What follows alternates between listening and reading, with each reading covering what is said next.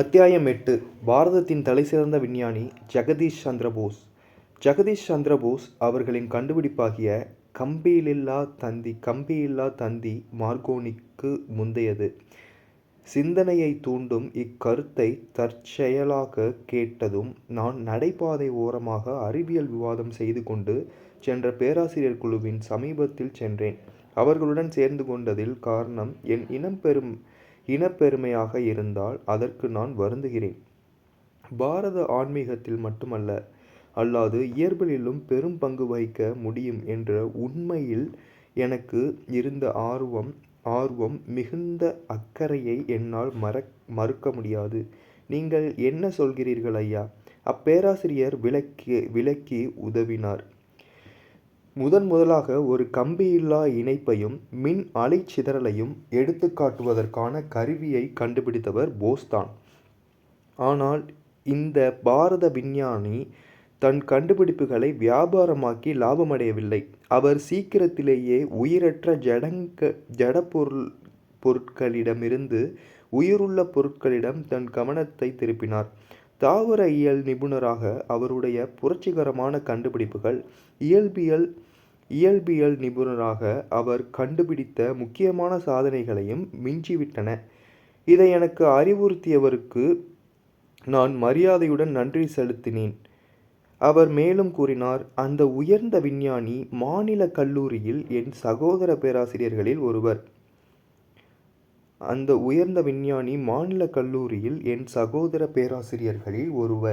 நான் அடுத்த நாள் அந்த ஞானியை என் வீட்டுக்கு அருகிலேயே இருந்த அவர் வீட்டில் சந்தித்தேன்.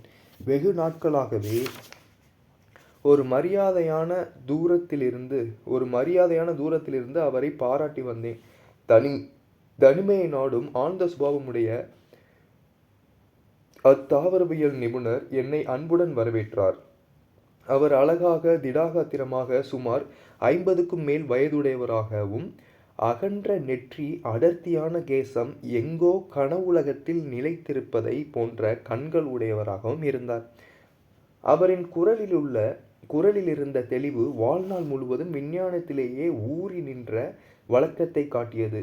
நான் மேலை நாடுகளில் உள்ள அறிவியல் சங்கங்களுக்கு பயணம் செய்துவிட்டு சமீபத்தில் தான் திரும்பி வந்தேன். எல்லா உயிரினங்களிலும் உள்ள பிரிக்க முடியாத ஒற்றுமையை எடுத்துக்காட்டும் என்னுடைய கண்டுபிடிப்பான நுட்பமான கருவிகளில் அவற்றின் அங்கத்தினர்கள் ஆழ்ந்த அக்கறை காட்டினார்கள். போஸ் தாவர உருப்பெருக்கி கிறிஸ்கோகிராப் ஒரு கோடி மடங்கு பெரிதாக்கி காட்டும் தன்மையுடையது. சாதாரண உருப்பெருக்கி சில 1000 மடங்கு மட்டுமே பெரிதாக்கி காட்டவல்லதாயிருந்தாலும் அது உயிரியல் விஞ்ஞானத்தில் மிகப்பெரிய முன்னேற்றத்தை கொண்டு வந்தது. இந்த தாவர உருப்பெருக்கி எண்ணிறைந்த தோற்றங்களை காண வழி செய்கிறது. விஞ்ஞானத்தின் போதுமான காரணங்களினால் கிழக்கு மேற்கு ஆகிய இரண்டின் இணைப்பை விரைவுபடுத்த நீங்கள் நிறைய செய்திருக்கிறீர்கள் ஐயா. நான் கேம்பிரிட்ஜில் கல்வி கற்றேன். எல்லா கோட்பாடுகளையும் தவறுதலற்ற பரிசோதனைகளின் மூலமே ஒப்பிட்டு பார்த்து ஒப்புக்கொள்வது என்ற மேல்நாட்டவரின் முறை எவ்வளவு பாராட்டத்தக்கது. நான் கேம்பிரிட்ஜில் கல்வி கற்றேன். எல்லா கோட்பாடுகளையும் தவறுதலற்ற பரிசோதனைகளின் மூலமே ஒப்பிட்டு பார்த்து ஒப்புக்கொள்வது என்ற மேல்நாட்டவரின் முறை எவ்வளவு பாராட்டத்தக்கது. அந்த அனுபவ செயல்முறை என் கீழை நாட்டு பரம்பரை சொத்தான ஆன்ம சோதனை என்ற பரிசுடன் கைகோர்த்து சென்றுள்ளது.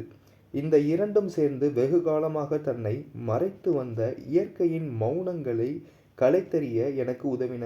எதையும் எளிதில் நம்பாதவர்களுக்கு என் தாவர உருப்பெருக்கி கிறிஸ்கோகிராப்பின் வரைபடங்கள் சொல்லும் கதைகளின் மூலம் தாவர இனங்களுக்கும் உணர்வு மிக்க நரம்பு மண்டலங்களுக்கும் பலதரப்பட்ட உணர்ச்சிகளுடன் கூடிய வாழ்க்கையும் உண்டு என்பது நிரூபிக்கப்படுகிறது. தூண்டப்படும் பொழுது அன்பு, வெறுப்பு, ஆனந்தம், பயம், இன்பம், வலி, உணர்ச்சியின் மிகுதி, மயக்கம் இன்னும் கணக்கற்ற பல தகுந்த விளைவுகள் மிருகங்களுக்கு ஏற்படுவதைப் போன்று தாவர இனங்களுக்கும் உண்டாகின்றன. எல்லா விஞ்ஞானமும் மேம்பட்டதுதான், இல்லாவிடில் அது அழிந்துவிடும். தாவரவியல் தற்சமயம் சரியான சித்தாந்தத்தை அடைந்தவாறு உள்ளது. பிரம்மாவின் அவதாரங்கள் சீக்கிரத்தில் இயற்கை வரலாற்றின் பாடம் புத்தகங்களாகிவிடும். புத்தகமாகிவிடும். எமர்சன். பேராசிரியரே, இந்த தாவர இனங்களின் தனித்த தன்மை பொருந்திய உயிர்த்துடிப்பு எல்லா படைப்புகளிடமும் பேராசிரியரே, இந்த தாவர இனங்களின் தனிப்பட்ட தன்மை பொருந்திய உயிர்த்துடிப்பு எல்லா படைப்புகளிடமும் காணப்படுவதென்பது நீங்கள் கண்டுபிடிப்பதற்கு முன்பு வெறும் கற்பனை கவிதைகளில்தான் காணப்படும். எனக்கு தெரிந்த ஒரு மகான் மலர்களை பறிக்கவே மாட்டார். அந்த ரோஜா புதருடைய அழகின் பெருமையை நான் கொள்ளையிடலாமா? நான் முரட்டுத்தனமாக பறித்து அதன் பெருமையை குலைக்கலாமா என்பார். அவருடைய இரக்கமான வார்த்தைகள் உங்கள் கண்டுபிடிப்புகளின் மூலம் உண்மை என நிரூபிக்கப்படுகின்றன. ஒரு கவிஞருக்கு உண்மையுடன் உள்ள உறவு நெருக்கமானது. ஆனால் விஞ்ஞானியோ தடுமாற்றத்துடன் உண்மையை அணுகுகிறான். ஒரு நாள் என் ஆய்வுக்கூடத்தில் வந்து ஒப்புவமையற்ற என் உருப்பெருக்கியை பார்க்கவும். நான் அந்த அழைப்பை நன்றியுடன் ஏற்றுக்கொண்டேன். அங்கிருந்து புறப்பட்டேன். பின்னர் அந்த தாவர இயல் நிபுணர் மாநில கல்லூரியை விட்டுவிட்டு கல்கத்தாவில் ஆராய்ச்சி கூடம் ஒன்றை நிறுவ ஏற்பாடு செய்து கொண்டிருப்பதாக கேள்விப்பட்டேன். போஸ் நிறுவனம் திறக்கப்பட்ட பொழுது நான் அதன் துவக்க விழாவிற்கு சென்றிருந்தேன். இதில் அக்கறை கொண்ட நூற்றுக்கணக்கான மக்கள் அந்த கட்டடத்தை சுற்றி பார்த்தார்கள். விஞ்ஞானத்தின் நவீன இல்லமாகிய அந்த இடத்தில் கலையழகையும் ஆன்மீக சிந்தனையும் கண்டு நான் மயங்கினேன். அதன் முன் வாயில் பழமையான ஒரு கோயிலின் நூற்றாண்டுகளாக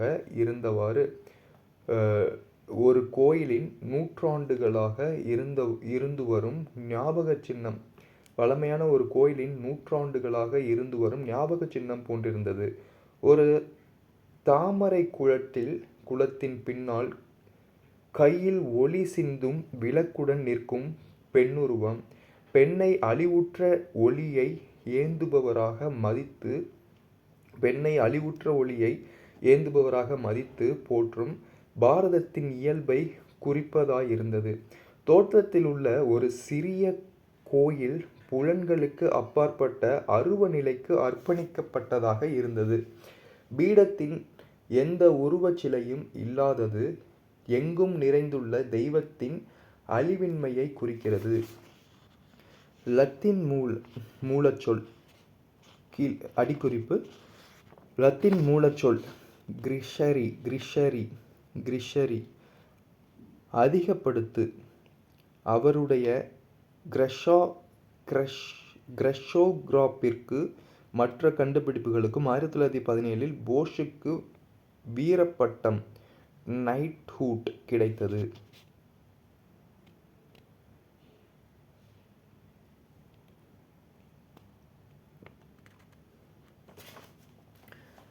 இந்த மகத்தான சமயத்தில் போஷின் சொற்பொழிவு அருள் பெற்ற பழங்காலத்திய ரிஷிகளில் ஒருவர் வாய் மூலமாக வந்தது போல் தோன்றியது. நான் இந்த நிறுவனத்தை வெறும் ஆய்வுக்கூடமாக மட்டுமின்றி ஒரு கோயிலாக அர்ப்பணம் செய்கிறேன். மக்கள் குழுமியிருந்த அந்த சபையின் மீது அவருடைய வணக்கமான கம்பீரம் கண்ணுக்கு புலப்படாத ஒரு மேற்போர்வையைப் போல் கவிந்திருந்தது. நான் ஆராய்ச்சியை மேற்கொள்கையில் இயற்பியல் மற்றும் உடற்கூறியல் ஆகியவற்றின் எல்லைக்கு என்னை அறியாமல் இட்டுச் செல்லப்பட்டேன்.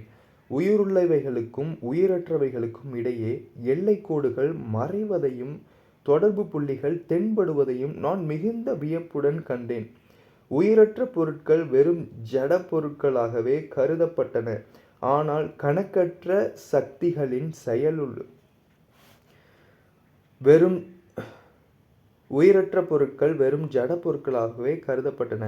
ஆனால் கணக்கற்ற சக்திகளின் செயலுக்கு உட்படுத்தப்பட்ட பொழுது அவை விதிர்வித்தன. எல்லாவற்றிற்கும் பொருந்துகிற ஓர் எதிர்ச்செயல் உலோகம். தாவரங்கள் மற்றும் பிராணிகள் இவற்றை ஒரு பொதுவான விதியின் கீழ் கொண்டு வந்திருப்பதாக தோன்றுகிறது. எல்லாவற்றிற்கும் பொருந்துகிற ஓர் எதிர்ச்சொல் உலோகம். தாவரங்கள் மற்றும் பிராணிகள் இவற்றை ஒரு பொதுவான விதியின் கீழ் கொண்டு வந்திருப்பதாக தோன்றுகிறது. அவை அனைத்தும் களைப்பு, சோர்வு, திரும்பவும் குணமடைதல், அதிக மகிழ்ச்சி, எல்லாவற்றிற்கும் பொருந்துகிற ஓர் எதிர்ச்செயல் உலோகம். தாவரங்கள் மற்றும் பிராணிகள் இவற்றை ஒரு பொதுவான விதியின் கீழ் கொண்டு வந்திருப்பதாக தோன்றுகிறது.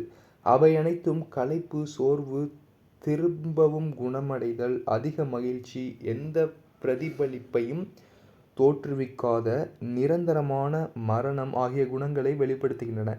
இந்த மாபெரும் பொதுவான அம்சங்களைக் கண்டு பயபக்தி நிறைந்த நான் மகத்தான நம்பிக்கையுடன் ராயல்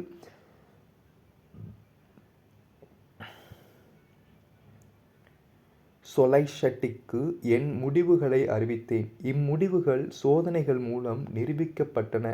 ஆனால் உடற்கூறியல் நிபுணர்கள் இயற்பியலில் என் கண்டுபிடிப்புகளின் வெற்றி நிச்சயமாக இருப்பதால் அதனுடன் நிறுத்திக் கொள்ளும்படியும் அவர்களுடைய துறைகளில் தலையிட வேண்டாம் எனவும் அறிவுரை கூறினார்.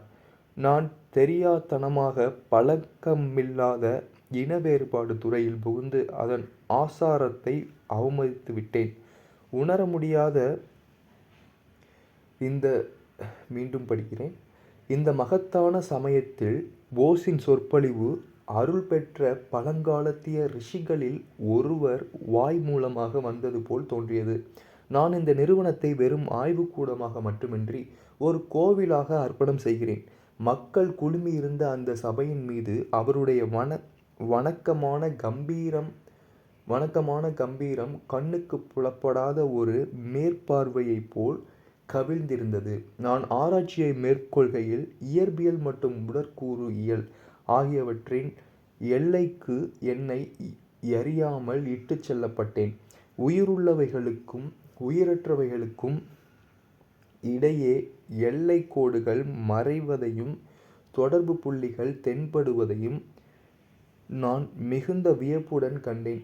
உயிரற்ற பொருட்கள் வெறும் ஜட பொருட்களாகவே கருதப்பட்டன. ஆனால் கணக்கற்ற சக்திகளின் செயலுக்கு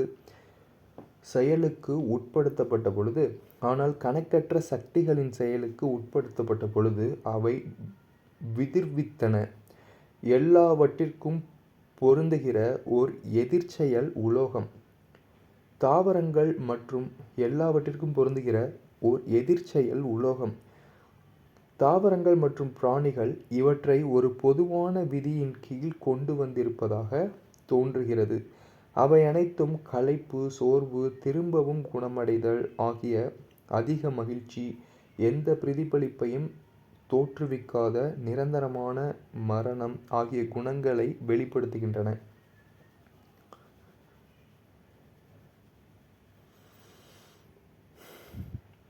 இந்த மாபெரும் பொதுவான அம்சத்தை கண்டு பயபக்தி நிறைந்த நான் மகத்தான நம்பிக்கையுடன் ராயல்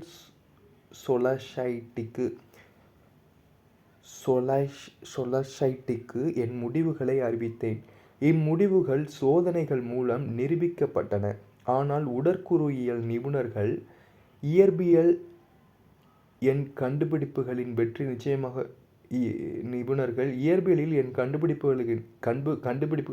நிச்சயமாக இருப்பதால் அதனுடன் நிறுத்திக் கொள்ளும்படியும் அவர்களுடைய துறைகளில் தலையிட வேண்டாமென்றும் எனக்கு அறிவுரை கூறினார்கள். நான் தெரியாத்தனமாக பழக்கமில்லாத இன வேறுபாடு துறையில் புகுந்து அதன் ஆஸ் அதன் ஆசாரத்தை அவமதித்து விட்டேன். உணர முடியாத ஓர் சார்புடைய சமய சாய்வும் அங்கிருந்தது. உணர முடியாத ஒரு சார்புடைய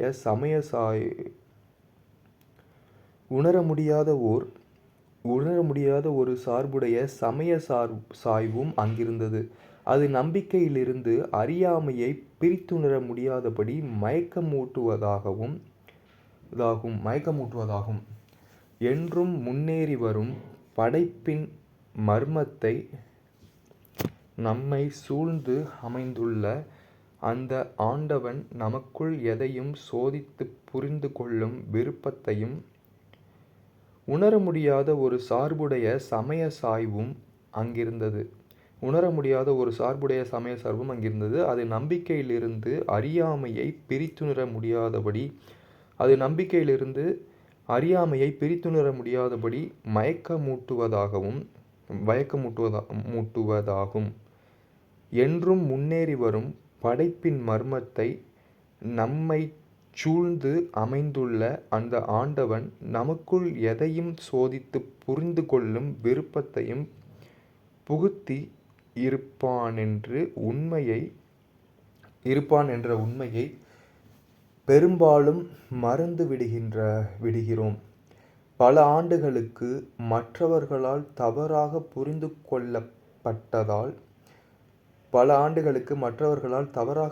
கொள்ளப்பட்டதால் விஞ்ஞானத்தின் பக்தனுடைய வாழ்க்கை உணர முடியாத ஒரு சார்புடைய சமய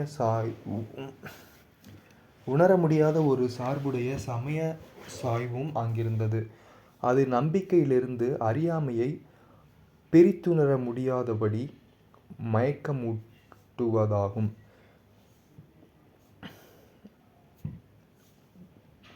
என்றும் முன்னேறி வரும் படைப்பின் மர்மத்தை நம்மை சூழ்ந்து அமைந்துள்ள அந்த ஆண்டவன் என்றும் முன்னேறி வரும் படைப்பின் மர்மத்தை நம்மை சூழ்ந்து அமைந்துள்ள அந்த ஆண்டவன் நமக்குள் எதையும் சோதித்து புரிந்து கொள்ளும் விருப்பத்தையும் புகுத்தி இருப்பான் என்ற உண்மையை பெரும்பாலும் மறந்து விடுகிறோம். என்றும் முன்னேறி வரும் படைப்பின் மர்மத்தை நம்மை சூழ்ந்து அமைந்துள்ள அந்த ஆண்டவன் நமக்குள் எதையும் சோதித்து புரிந்து கொள்ளும் விருப்பத்தையும் புகுத்தி இருப்பான் என்ற உண்மையை பெரும்பாலும் மறந்து விடுகிறோம்.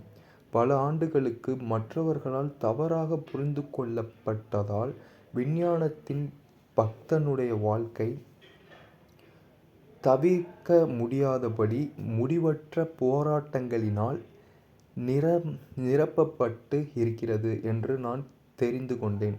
பல ஆண்டுகளுக்கு மற்றவர்களால் தவறாக புரிந்து கொள்ளப்பட்டதால் விஞ்ஞானத்தின் பக்தனுடைய வாழ்க்கை தவிர்க்க முடியாத முடிவற்ற போராட்டங்களினால் நிரப்பப்பட்டு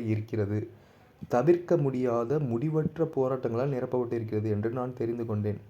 அவன் லாப நஷ்ட வெற்றி தோல்வி எல்லாவற்றையும் ஒன்றாக பாவித்து தன் வாழ்க்கையை மனப்பூர்வமாக ஒரு காணிக்கையை அளிக்க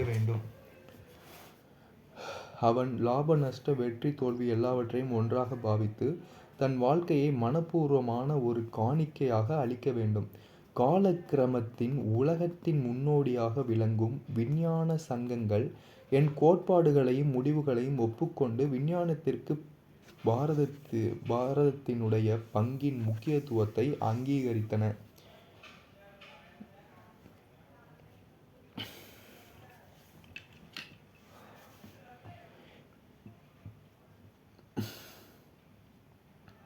சிறிய அல்லது வரையறைக்குட்பட்ட ஏதாவது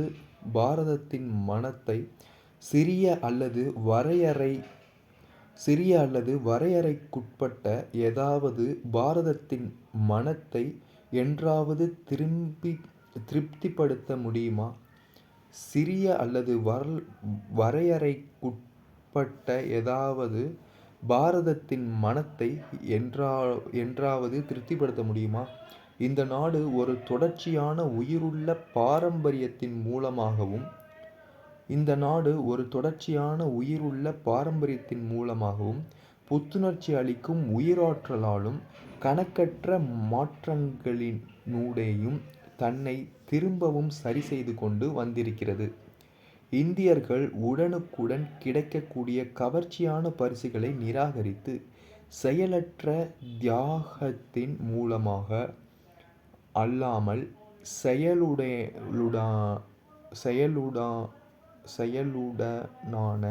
செயலுடனான போராட்டங்களின் மூலமாகவே வாழ்க்கையின் உயர்ந்த குறிக்கோள்களை அடைவதை நாடி இருக்கிறார்கள். போராட்டத்தை மறுக்கும் ஒரு பலவீனன் எதையும் சாதிக்காததுடன் தியானம் செய்யவும் எதுவும் இல்லாதவன். ஒரு பலவீனன் எதையும் சாதிக்காததுடன் தியாகம் செய்யவும் எதுவும் இல்லாதவன். முயற்சி செய்து வென்றவனாலேயே எதையும் சாதிக்காததுடன் தியாகம் செய்யவும் எதுவும் இல்லாதவன். முயற்சி செய்து வென்றவனாலேயே அவனுடைய வெற்றிகரமான அனுபவத்தின் பலன்களை அளிப்பதன் மூலம் உலகத்தை மேன்மையடைய செய்ய முடியும். பொருளின் எதிர்வினை பற்றியும் தாவர வாழ்வின் எதிர்பாராத வெளிப்பாடுகளை பற்றியும் போஸ் ஆய்வுக்கூடத்தில் ஏற்கனவே செய்யப்பட்ட பணி இயற்பியல், உடற்கூறு மருத்துவம், விவசாயம், மேலும் உளவியலிலும் கூட விரிவான ஆராய்ச்சிகளுக்கு வழிவகுத்துள்ளது. இதுவரையிலும் விடை காண முடியாதவை என்று ஒதுக்கப்பட்ட சிக்கல்களை கூட சோதனை மூலம் ஆராய்ந்து பார்க்கலாம் என்ற நிலை ஏற்பட்டு உள்ளது.